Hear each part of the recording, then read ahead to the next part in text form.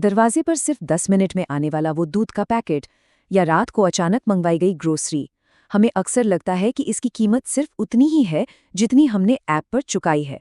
पर सच कहूं, इसकी असली कीमत कुछ और ही है। आज के इस विश्लेषण में हम तेजी से बढ़ती इस 10 मिनट डिलीवरी इंडस्ट्री की उन परतों को खोलने जा रहे हैं जिन पर ध्यान थोड़ा कम जाता है। बाहर से देखने पर यह सुविधा बेमिसाल और एकदम परफेक्ट लगती है, लेकिन जो डेटा और रिपोर्ट सामने आ रही हैं वो एक बिल्कुल अलग ही कहानी बता रही हैं। चलिए तथ्यों के आधार पर समझते हैं इस मॉडल के हर एक पहलू को। सोर्स मटेरियल हमारे सामने एक बहुत ही गहरा सवाल उठाता है। सवाल ये है कि इस सुपरफास्ट सुविधा के बदले हमारा समाज, हमारी हेल्थ और हमारी इकोनॉमी आखिर क्या अदृश्य कीमत चुका रही है? क्या ये वाकई में सिर्फ एक टेक्नोलॉजी का चमत्कार है, या इसके पीछे कोई ऐसा सिस्टम काम कर रहा है जो लॉन्ग टर्म में हम सब पर भारी पड़ने वाला है? और बस यही आज की हमारी चर्चा का मुख्य फोकस रहेगा। तो चलिए सीधे पॉइंट पर आते हैं और देखते हैं कि इस विश्लेषण में हम क्या-क्या कवर करने वाले हैं।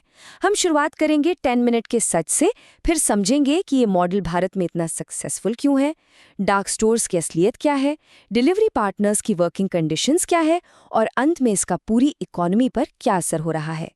चलिए सबसे पहले बात करते हैं इस 10 मिनट डिलीवरी के इल्यूजन, यानी इसके भ्रम की। बाहर से देखने पर ना ये सब बड़ा ही अट्रैक्टिव लगता है, मगर सोर्सेज बताते हैं कि इस 10 मिनट की सुविधा की काफ़ी आलोचना भी हो रही है। क्रिटिक्स मानते हैं कि कन्वीनियंस के नाम पर यह सिस्टम कई बड़े स्ट्रक्चरल और सिस्टेमिक प्रॉब्लम्स को छिपा रहा है।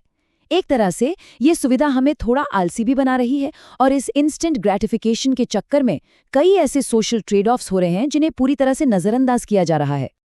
अब आगे बढ़ते हैं और समझते हैं कि आखिर ये मॉडल भारत में इतना फल फूल क्यों रहा है। और यहाँ पर ये तुलना बिल्कुल कमाल की है। अगर हम वेस्टर्न मार्केट्स जैसे अमेरिका या यूरोप की बात करें तो वहाँ ये क्विक डिलीवरी मॉडल बुरी तरह स्ट्रगल कर रहा है। क्यों? क्योंकि वहाँ एक ऑर्डर पर डिलीवरी फीस आसानी से $15 तक चली जाती है। लेकिन भारत में यहाँ डिलीवरी या तो बिल्कुल फ्री होती है या फिर शुल्क ₹1 से भी कम होता है। ये जो बड़ा अंतर है ना, यही भारतीय बाजार में इस इंडस्ट्री के बूम का सबसे बड़ा कारण है। रिपोर्ट्स के हिसाब से भारत में इस बूम के 3 मुख्य पिलर्स हैं। पहला, हाई डेंसिटी क्लस्टर्स, मतलब मुंबई जैसे शहर को ही ले लीजिए, जहां 1 स्क्वायर किलोमीटर में लगभग 20,000 लोग रहते हैं। इतने पास लोग होने से डिलीवरी करना बहुत आसान हो जाता है। दूसरा, भारी आय असमानता। एक ही इलाके में गगनचुंबी इमारतें भी हैं और ठीक बगल में झुग्गियां भी, जिससे डिमांड और सप्लाई दोनों पूरी होती हैं। और तीसरा सबसे बड़ा फैक्टर है बहुत ही सस्ते लेबर की आसानी से अवेलेबिलिटी। ये 3 चीजें मिलकर इस मॉडल को भारत में यूनिकली सक्सेसफुल बनाती हैं। तो आइए अब इस सप्लाई चेन के बिल्कुल अंदर चलते हैं और डार्क स्टोर्स की असलियत को समझते हैं। जब ऐप पर ऑर्डर बटन दबता है तो सामान आखिर पैक होकर निकलता कहाँ से है? ये काम करते हैं डार्क स्टोर्स। अब नाम सुनकर लगता होगा कि कोई नॉर्मल सुपरमार्केट होगा, पर ऐसा बिल्कुल नहीं है। ये कस्टमर्स के लिए खुले हुए हाईटेक स्टोर्स नहीं होते। ये बंद दरवाजे वाले रिटेल आउटलेट्स होते हैं जिनका बस एक ही काम है, सिर्फ और सिर्फ ऑनलाइन ऑर्डर्स को पूरा करना। और वो भी कितनी देर में? मात्र 90 सेकंड की तेज रफ्तार में। लेकिन इस 90 सेकंड की स्पीड के पीछे की हकीकत थोड़ी डिस्टर्बिंग है।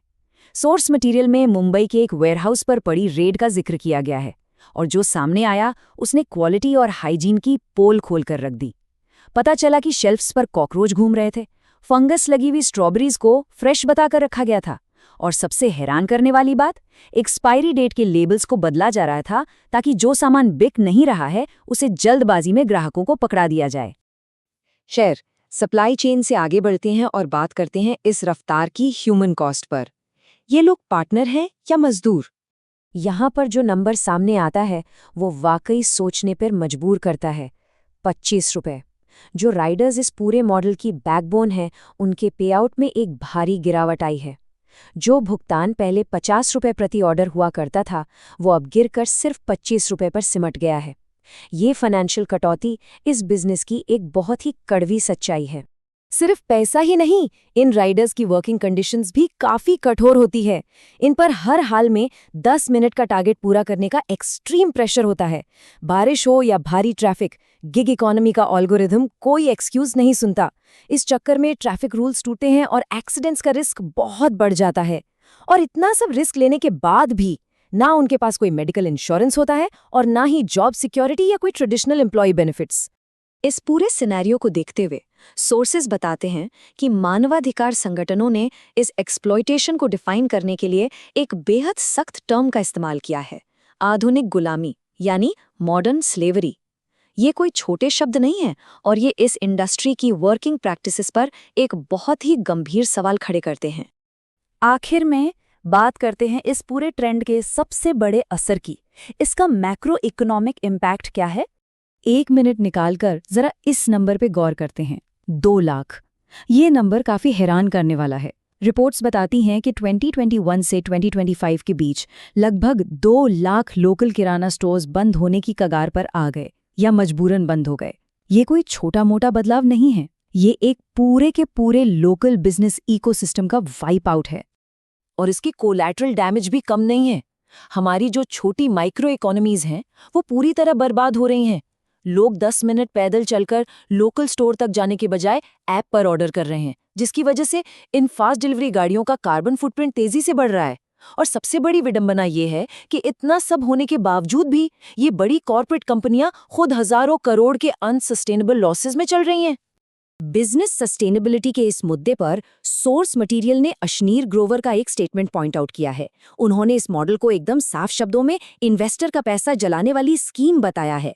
यानी इंडस्ट्री के अंदर से ही ये आवाजें उठ रही हैं कि ये कंपनियां जिस बड़े पैमाने पर घाटा सह रही हैं वो लंबे समय तक टिकने वाला नहीं है।